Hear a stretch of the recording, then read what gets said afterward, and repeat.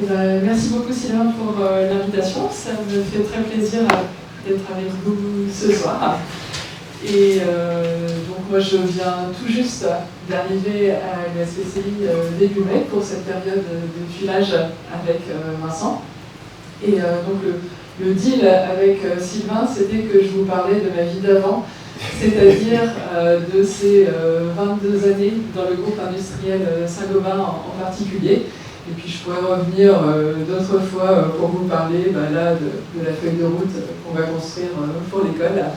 Mais là on va parler de construction durable, donc dans un exposé où je voulais vous parler un petit peu de mon parcours, mais aussi de ce beau groupe industriel qui est Saint-Gobain et de quelques problématiques qu'on a traitées en R&D autour de la transition écologique dans la construction.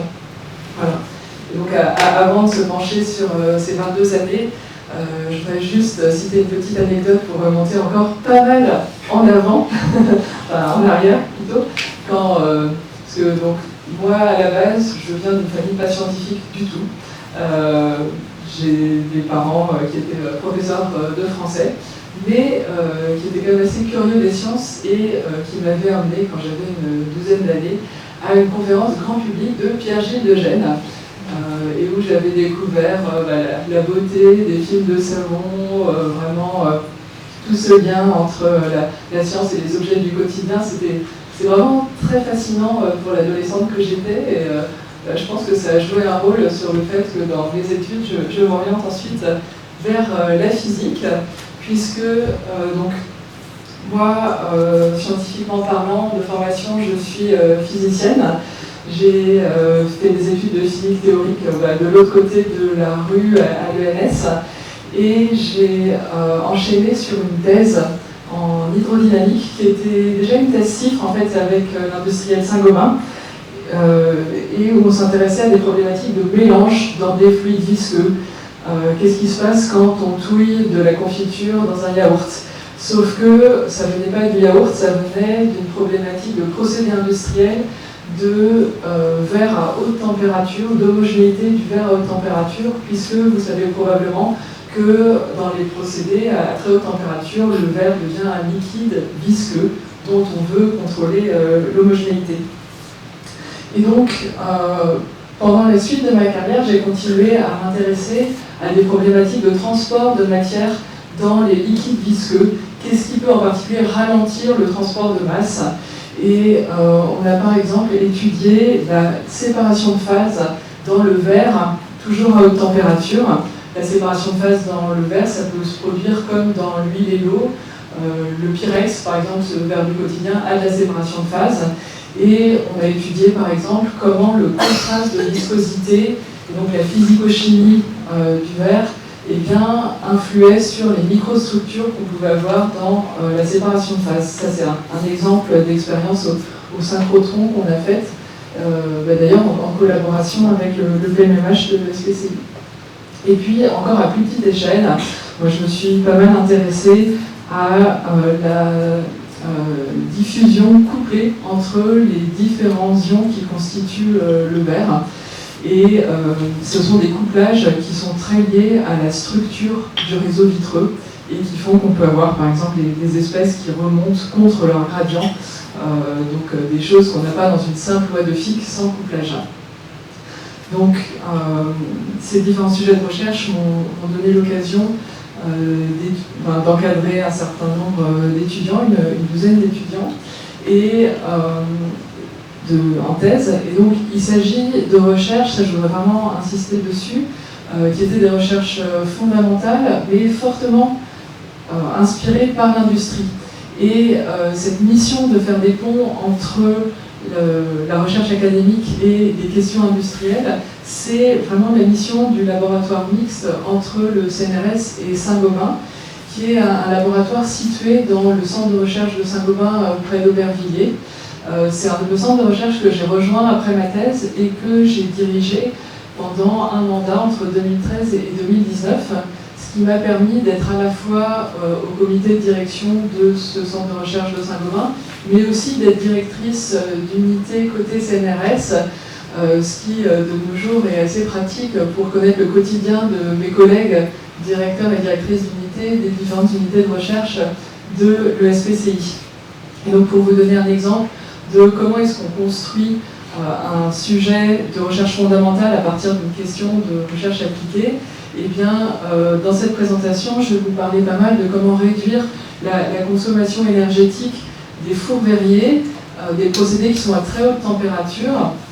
Et donc une des questions qu'on s'est posées, c'est pourquoi est-ce qu'on a besoin de chauffer à aussi haute température, et en particulier quels sont les retards cinétiques qu'on peut avoir à cause de la nature granulaire des réactifs du verre.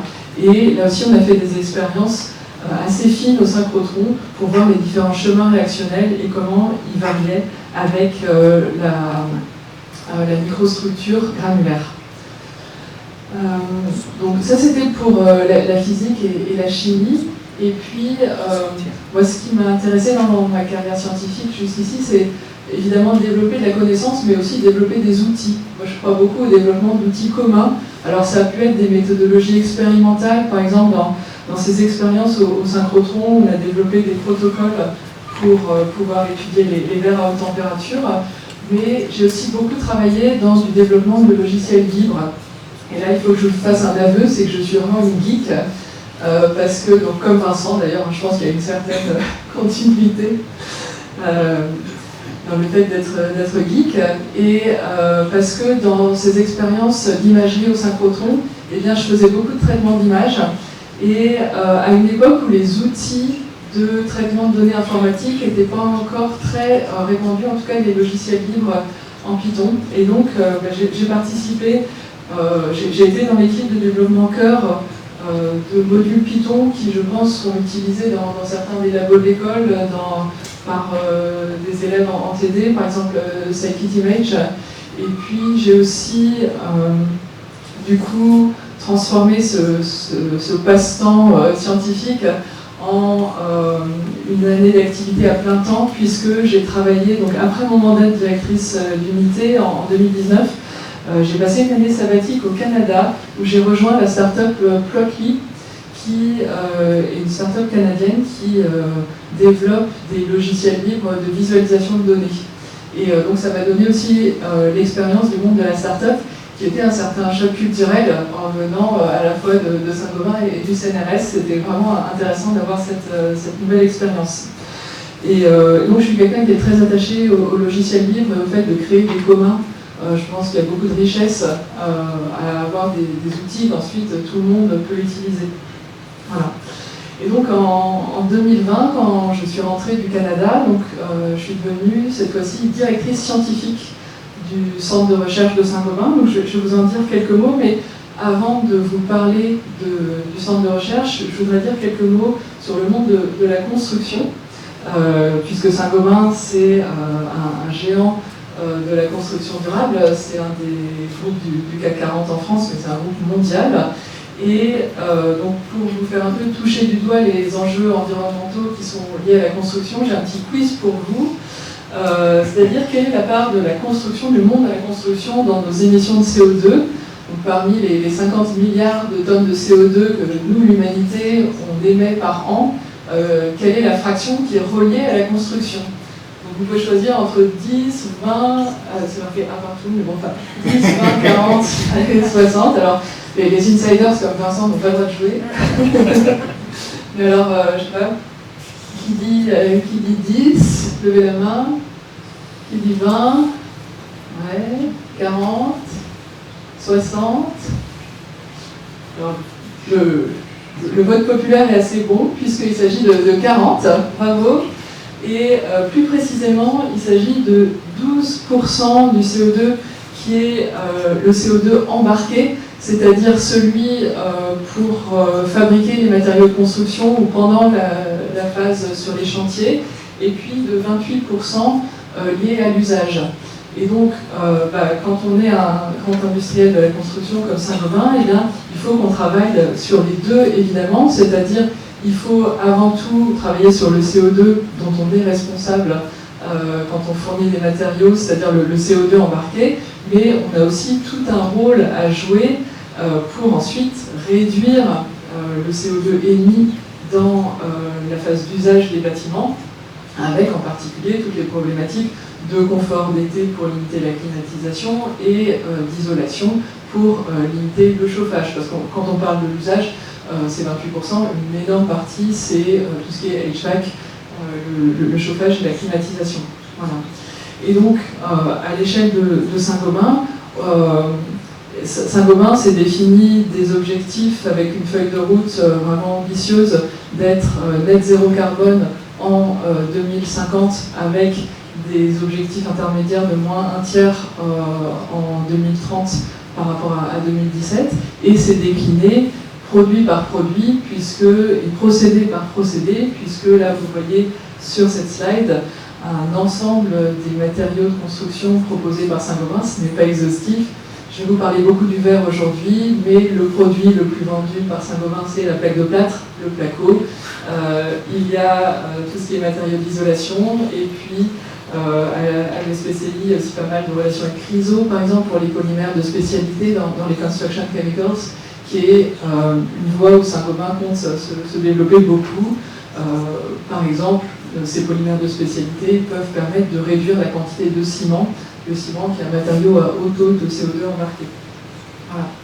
Et donc, je passe maintenant à quelques mots donc, sur ce centre de recherche où j'ai passé 22 ans, donc Saint-Gobain Recherche Paris, qui est le plus grand centre de recherche du groupe Saint-Gobain. Il y a 8 centres de recherche transversaux dans le monde, à l'international, et 2 en France.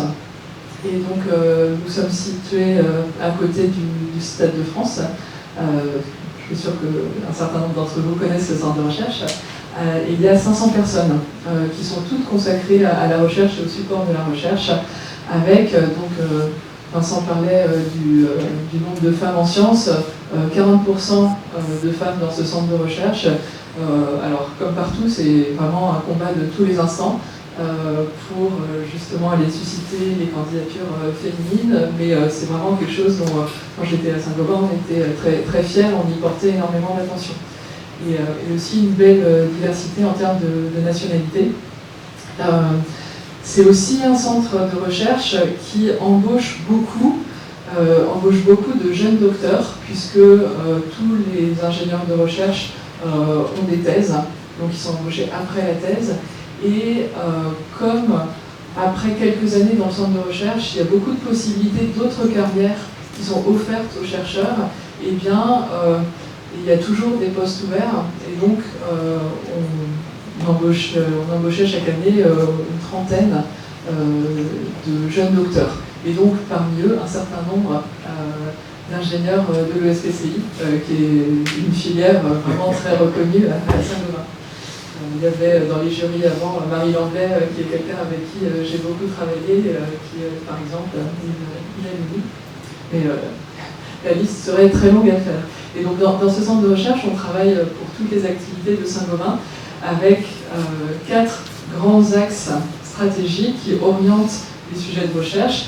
Des sujets de recherche qui sont définis avant tout par les business et qui s'articulent autour de la décarbonation du monde de la construction, en haut à gauche, mais pour ça je vais vous parler en particulier du verre, mais aussi la transition écologique, ce n'est pas que le CO2, le CO2 c'est fondamental, mais il faut aussi limiter notre usage de ressources naturelles, et donc c'est un véritable enjeu de transformer le monde de la construction d'une économie linéaire, où à la fin on a des gravats qu'on essaye d'enterrer quelque part, à une économie beaucoup plus circulaire, avec une approche plus modulaire. Donc ça, c'est un travail sur les procédés, sur les matériaux, mais aussi sur le design des solutions. Et donc ça, c'est quelque chose, j'y reviendrai plusieurs fois, ça implique que des chercheurs avec des expertises différentes se mettent ensemble pour réfléchir à des solutions. On avait aussi un axe sur la performance vraiment des systèmes constructifs, et c'est là où on va pouvoir retrouver le fait d'avoir des matériaux isolants qui ont des meilleures performances, qui permettent de diminuer la quantité de chauffage par exemple, et le dernier axe sur des nouveaux marchés, en particulier liés à l'énergie avec les batteries ou l'économie d'hydrogène. Voilà. Et donc, dans ce centre de recherche. Mon dernier poste, c'était d'être directrice scientifique. Donc directrice scientifique, qu'est-ce que ça veut dire? Ça veut dire qu'on a à la fois les bonnes compétences et les bonnes collaborations et qu'on réfléchit suffisamment en amont aux sujets qui seront importants plus tard. Et donc ça impliquait en particulier de définir des programmes de long terme pour venir supprimer des verrous technologiques, par exemple pour rendre les procédés zéro CO2 ou plus bas CO2, ou pour permettre la recyclabilité des matériaux de construction ou des systèmes constructifs dans leur ensemble. Et pour ça, il fallait développer un certain nombre de compétences. J'en ai listé quelques-unes qu'on a développées dans le centre de recherche pendant ces 5 dernières années. Les bioprocédés, par exemple, qui pouvaient être une alternative aux procédés plus classiques. On a toujours beaucoup de choses à développer en instrumentation pour la R&D. L'urbanisme, par exemple, qui est aussi un peu loin de compétences cœur en matériaux et en procédés, mais qui est vraiment nécessaire pour une approche systémique. Et pour tout ça, on s'appuyait beaucoup sur la collaboration avec le monde académique, notamment pour le développement de compétences. Et les thèses CIFRE en particulier, sont un outil assez extraordinaire pour développer une compétence autour d'un sujet de recherche défini en commun avec un laboratoire académique. Alors, je vais maintenant faire un petit focus pour vous parler de construction durable autour de la décarbonation du verre. Et pour ça, je vais vous donner un petit peu de contexte déjà pour vous dire que les émissions de CO2 liées au verre, c'est un peu moins d'1 kilo de CO2 par kilo de verre. Et c'est pas étonnant parce que c'est des ordres de grandeur qu'on retrouve dans tous les matériaux qui sont élaborés par des procédés à haute température, par exemple le ciment qui est élaboré aussi vers 1400-1500 degrés, ou alors l'acier. Vous retrouvez cet ordre de grandeur, on est un peu en dessous, un peu au-dessus de 1 kg de CO2 par kilo de matériaux. Et donc la grande difficulté, c'est comment est-ce qu'on casse cette équation 1 kg de matériaux, c'est 1 kg de CO2 quand on fait de haute température. Sachant qu'on parle de procédés qui sont à très très grande échelle. Vous voyez par exemple là le four verrier de Saint-Gobain à Aniche dans le nord de la France. Donc ça c'est le four et ça c'est une maison à côté, quoi. Donc ça fait quelques rues quand même. Donc, quand on regarde à l'intérieur du four, donc d'où vient le CO2? Le CO2 il vient pour un tiers déjà des matières premières, parce que quand on fait du verre, on utilise un mélange de carbonate et de sable. Or, ces carbonates, eh bien, quand on va les chauffer, ils vont relarguer ce CO2 qui avait été patiemment fixé pendant des millions d'années par des petits organismes. Et du coup, une question, ça peut être comment remplacer ces carbonates.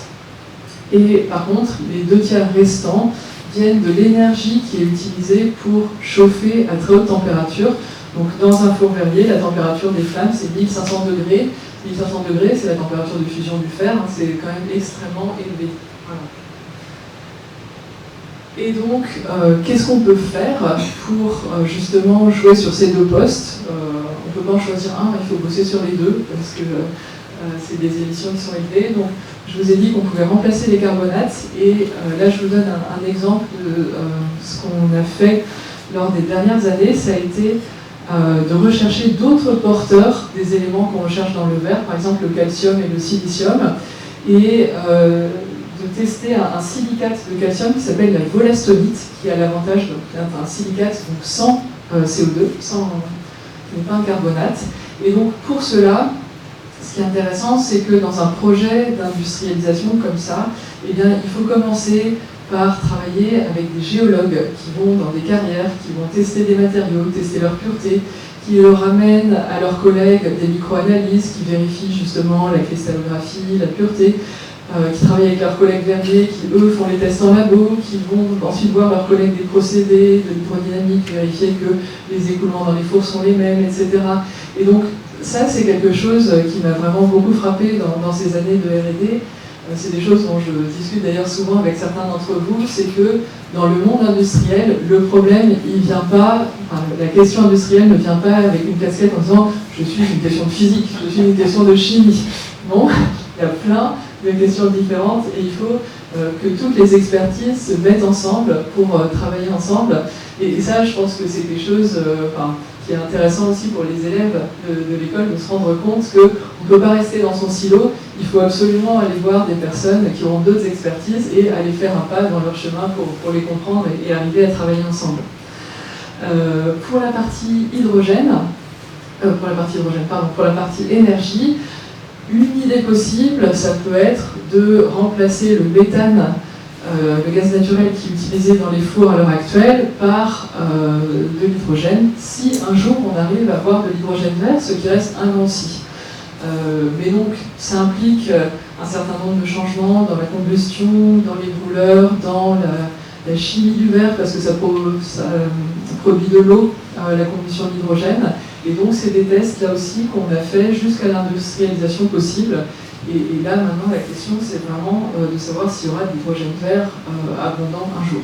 Et ce qui sera pour l'industrie verrière ou pour d'autres industries.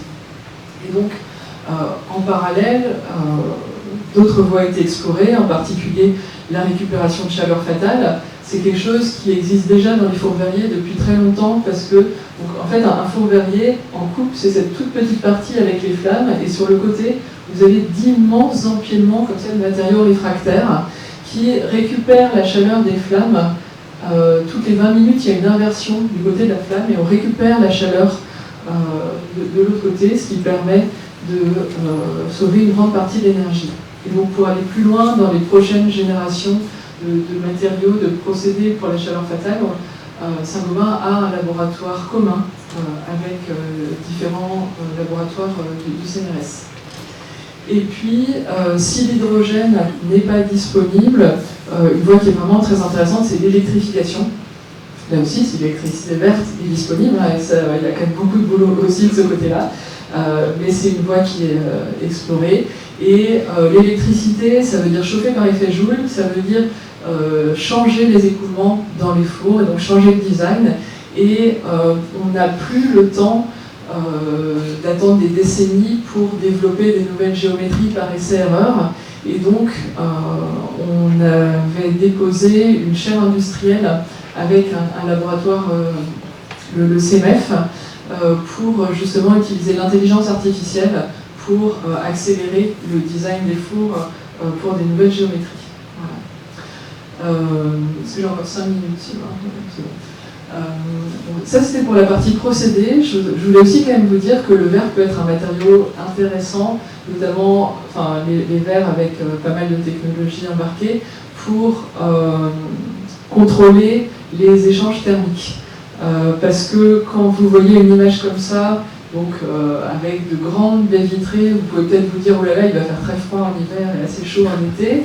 Alors, c'est pas forcément le cas, en particulier si vous utilisez des couches minces. Je vais vous parler quelques minutes de ces couches minces, puisque quand vous avez un vitrage, donc pour limiter les échanges thermiques, déjà vous faites un double vitrage pour limiter la convection, et puis il vous reste le rayonnement. Le rayonnement, qui est un mode de transfert de chaleur que vous pouvez vouloir limiter, soit l'infrarouge lointain en hiver, celui que vous rayonnez à 37 degrés pour garder la chaleur dans une pièce, ou alors en été, vous voulez limiter la quantité d'infrarouge proche qui entre du soleil. Pour limiter la chaleur du soleil, mais évidemment, vous voulez quand même laisser passer le visible. Et dans ces cas-là, vous voyez tout de suite, c'est un peu plus difficile parce que idéalement, vous devriez couper pile à 780 nanomètres et laisser tout d'un côté et rien d'autre. Bon, ce qui n'est pas possible en l'état. Mais la manière dont on s'en sort, c'est avec des dépôts par voie magnétron de couches d'argent. L'argent qui va agir donc comme un miroir. Dans les miroirs, c'est des couches d'argent, mais sauf que on met des couches très fines pour que ça réfléchisse les infrarouges uniquement et pas le visible. Et donc, là aussi, il s'agit de procédés très grande échelle. c'est des choses qui me passionnent absolument, ces immenses procédés. Je pense que c'est une des choses que j'ai le plus aimé chez Saint-Gobain, ces immenses installations. Et donc, vous avez le verre qui défile pendant que vous avez un plasma qui va venir arracher des éléments à une cible, des éléments, donc l'argent ou les couches qui protègent l'argent, qui se déposent au fur et à mesure pour déposer des couches de quelques nanomètres. Donc vous avez ici une vue en coupe. Là, c'est les couches d'argent. Ici, vous en avez 2 pour faire des effets d'interférence, mais c'est 10 nanomètres, hein, donc c'est la taille d'un virus. C'est extrêmement fin et ça fait que ces couches, elles sont très fragiles. Elles sont fragiles en température, elles sont fragiles mécaniquement et donc il y a beaucoup d'optimisation à faire, de développement de matériaux pour optimiser les performances tout en ayant une certaine robustesse. Et donc ça, c'est des choses qu'on étudie beaucoup dans le centre de recherche Saint-Gobain Recherche Paris et également de manière plus amont dans l'unité mixte. Et donc moi je vous ai mis par exemple un exemple de collaboration avec le PMMH où dans l'unité mixte on s'intéressait à l'interdiffusion entre le verre et puis les couches minces et on avait aussi développé des procédés innovants pour structurer la surface du verre grâce à la séparation de phase. Voilà. Pour aller encore plus loin dans des couches minces bien performantes, parfois il faut aussi carrément changer le procédé, donc c'est-à-dire après le dépôt, plutôt que de faire un recuit dans un four pour faire du verre trempé, eh bien parfois on peut vouloir améliorer la qualité de l'argent sans tremper le verre.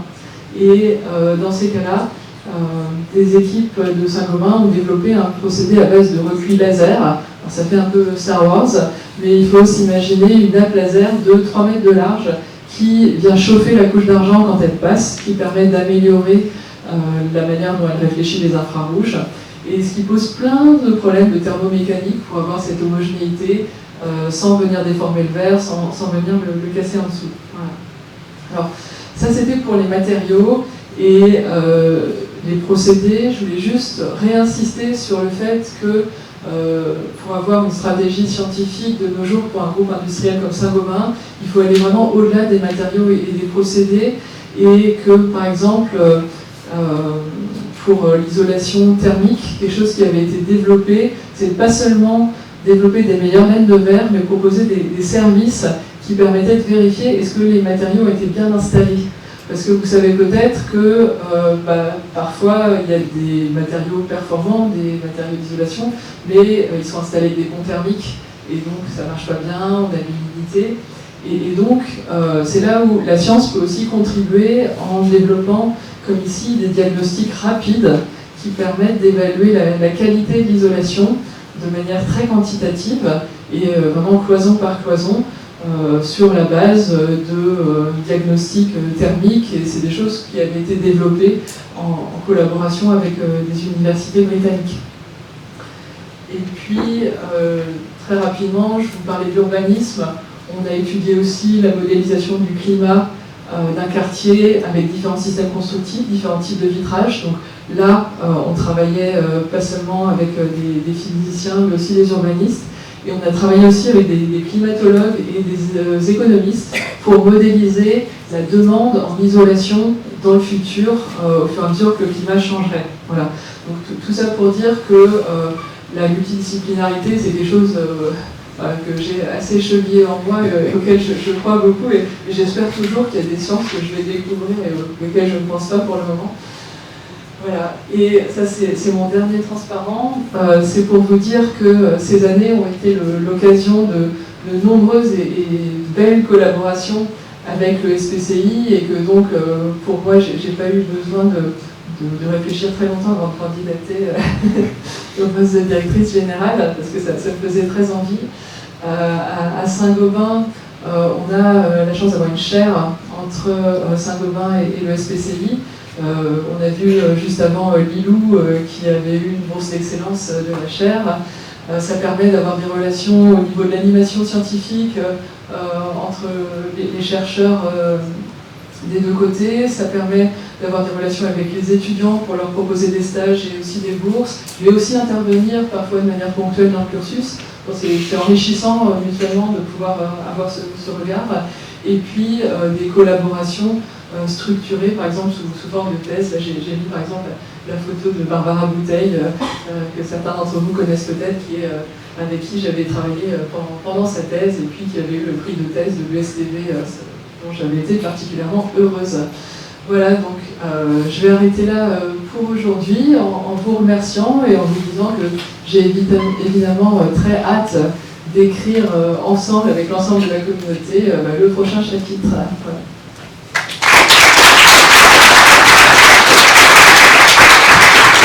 Merci beaucoup. On a le temps pour quelques questions. Je voudrais partager avec tout le monde une réflexion que je me suis faite. J'ai beaucoup aimé votre petite anecdote sur Pierre-Gilles Degène, bien sûr. Moi, j'étais élève à l'école avec Pierre-Gilles Degène comme directeur. Et pour l'accueil des élèves, donc il faisait bien sûr une conférence qui était très inspirante et qui nous inspirait. Donc, je suis ravie de vous voir parce que je pense que vous serez capable de faire ces conférences d'accueil inspirantes en tant que femme et avec pour les de la pression. Non, mais en tant que femme, déjà, c'est un modèle qui manquait certainement à l'école. Voilà. Et non, je ne parle pas de Marie Curie parce que là, ça serait trop. Mais voilà, que je pense. Et donc, c'est une réflexion que je me suis faite, que je suis très heureuse de voir pour ça, parce que vous allez pouvoir inspirer au moins les élèves et puis votre dynamisme et votre. Voilà. Donc, merci beaucoup. Merci beaucoup. Après, j'aurais des questions, mais je vais laisser plus scientifiques.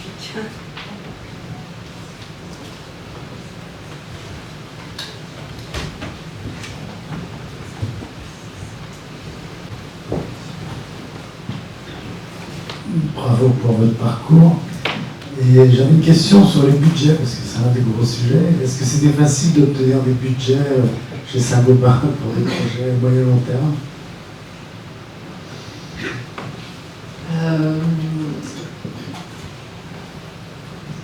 Je pense qu'il y a plusieurs manières de répondre à la question.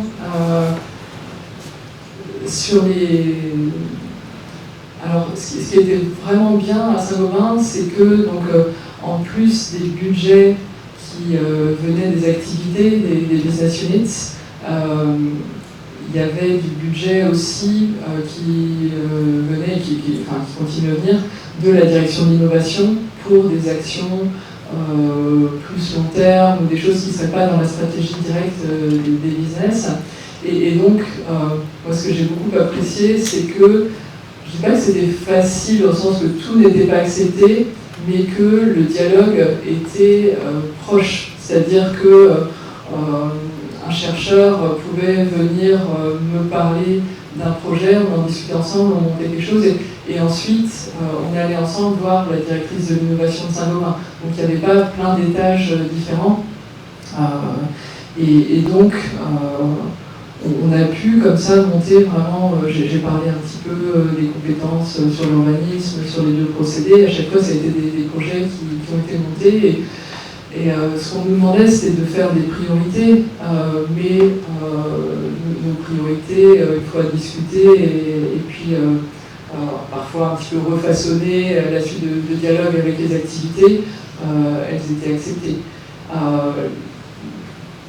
Les budgets les plus difficiles, c'était souvent quand il y avait de l'industrialisation à faire derrière, et que donc là, on ne parle plus de budgets qui sont en millions d'euros, dizaines de millions d'euros, mais plus, quoi.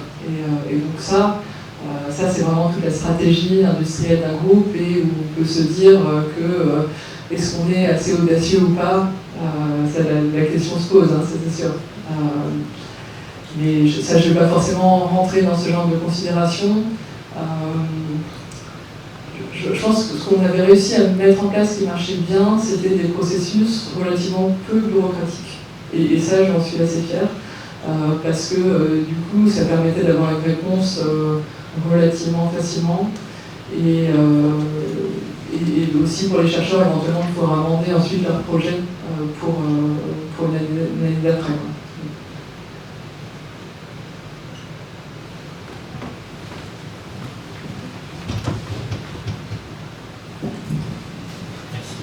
Christian Gott de la 85e. Vous avez eu, à travers vos responsabilités, sans doute des contacts étroits avec des laboratoires ou des universités à l'étranger. Quels étaient les pays ou les grands groupes universitaires avec lesquels vous étiez en relation? Alors, on a été... déjà, il y a une influence du réseau géographique des centres de recherche de Saint-Gobain, avec, par exemple, le fait que Saint-Gobain a un centre de recherche près de Boston, et donc le MIT est vraiment un lieu de contact privilégié, ou alors avec le centre de recherche de Madras en Inde. Là aussi, il y avait des collaborations. Et donc, après, pour vraiment les collaborations qui étaient directement pilotées par nous, du coup, c'était plus souvent l'Europe. Alors, je peux citer plusieurs pays, mais souvent, ce qui est intéressant, c'est que chaque pays avait un petit peu sa spécialité. C'est-à-dire que, par exemple, dans le monde du ciment, c'est beaucoup la Suisse. La Belgique et le Benelux, en général, est vraiment très intéressant pour, je trouve, mettre en avance sur des approches mixtes entre ingénierie, sciences du design, sciences sociales, une agilité d'esprit qu'on n'a pas forcément, en tout cas que moi je n'avais pas retrouvé dans les laboratoires français. Et donc on collaborait pas mal avec l'université de Delft, par exemple.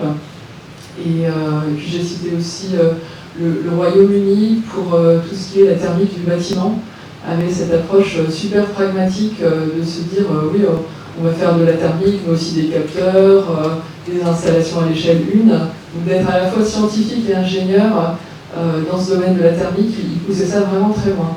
Donc on essayait plutôt de rechercher problème par problème le meilleur laboratoire, plutôt que d'avoir une sorte de cluster où on allait piocher tout. Il se trouve qu'on a fait beaucoup de collaborations avec le SPCI. J'avais sur mon dernier transparent, je crois que dans mon mandat de directrice scientifique, on avait des thèses avec 6 des 10 unités mixtes de PC. Mais c'était vraiment à chaque fois par des contacts avec des chercheurs qui sont les meilleurs en France, en Europe, parfois dans le monde, dans leur domaine. Donc c'était quand même pas mal du cas par cas. Merci.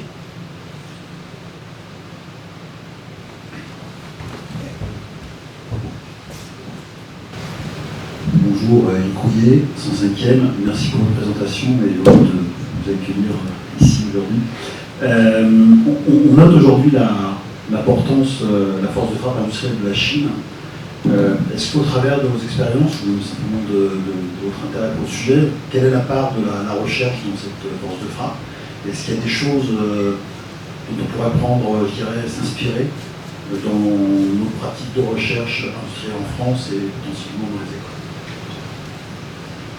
Merci pour la question, qui est une très vaste question, hein, donc je ne suis pas sûre de répondre à tout, mais alors pour vous donner un petit peu de contexte aussi, Saint-Gobain a un centre de recherche en Chine, à Shanghai, et donc c'est vrai que ça m'a donné aussi une vue sur comment ça se passe, puisque j'avais des interactions avec mes collègues chinois, et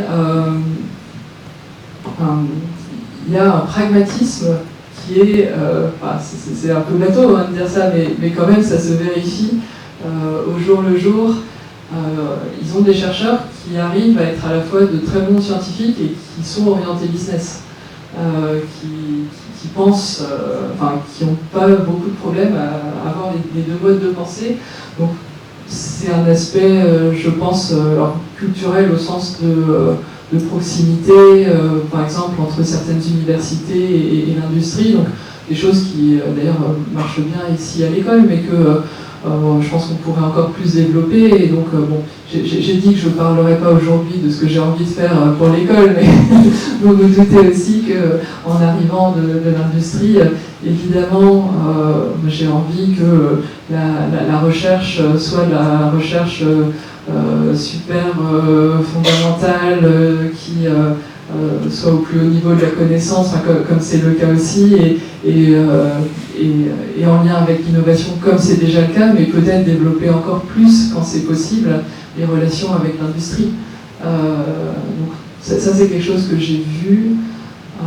Ensuite, il y a aussi des financements quand même du gouvernement sur des programmes technologiques qui sont beaucoup plus élevés que ce qu'on peut avoir. Donc il y a aussi, je pense, un rapport du politique à la science et la technologie qui n'est pas le même.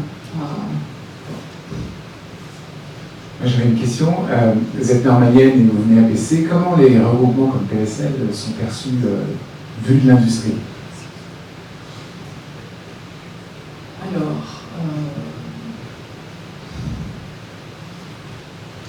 je dirais que vu l'industrie, la marque PSL doit peut-être encore se développer. Je sais que c'est un chantier d'ailleurs de l'université PSL qui est en cours avec l'ensemble des établissements et la direction de PSL. Là où, par exemple, on touchait vraiment à PSL, c'était quand on était associé en tant que Saint-Gobain au grand programme de recherche. Et là, les actions de recherche structurantes comme Metasoft, par exemple, Mathieu Labousse avait contacté le centre de recherche. Et donc, là, ça peut être intéressant pour un industriel d'être associé justement à des programmes de recherche qui permettent d'avoir cette vue d'ensemble et d'aller plus loin que les seuls contacts qu'on peut avoir, un peu comme ce qu'on peut avoir dans un projet européen auquel on participe, mais sauf que c'est dans un contexte géographique proche et donc c'est particulièrement intéressant. Mais je pense qu'en termes de visibilité et d'image de marque, il y a pas mal de progrès à faire et on va travailler dessus. Merci. D'autres questions? Henri Oui, Henri Petit, 87e. Je ne veux pas vous déstabiliser. J'ai une question peut-être un petit peu plus difficile. Vincent, tout à l'heure, a bien parlé de la nécessité de l'interaction avec les politiques. La ville de Paris, les organismes liés au ministère de la Recherche. Comment vous vous sentez préparé pour ça? Il se trouve que la politique m'intéresse beaucoup. Donc vous inquiétez pas pour ça. Je suis par ailleurs conseillère municipale dans ma ville. Donc, évidemment, c'est une blague mise à part. C'est une spécificité de l'école avec laquelle il faut jouer le jeu. Et je pense que l'ESPCI, en tant qu'école de la ville de Paris, a de très belles cartes à continuer à jouer et peut-être à développer, notamment autour de la transition écologique. Les villes, c'est les moteurs de la transition écologique pour essayer de nouvelles politiques. Au niveau politique, je veux dire, souvent une nouvelle politique, ça démarre dans une ville. Et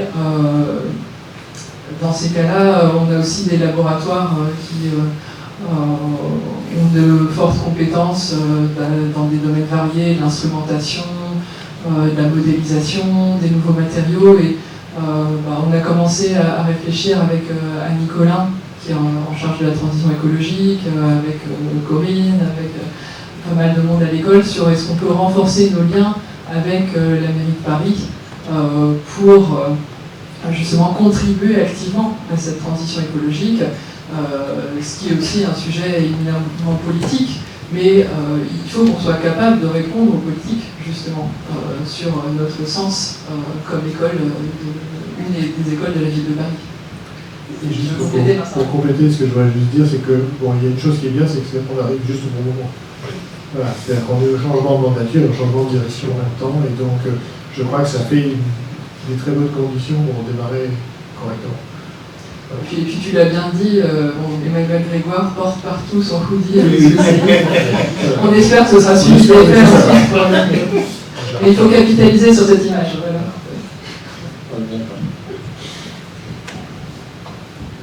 Allez, encore une dernière question ou... Vous avez tous faim. Voilà, bon, merci beaucoup Emmanuel. Merci beaucoup à ceux qui ont participé à l'organisation.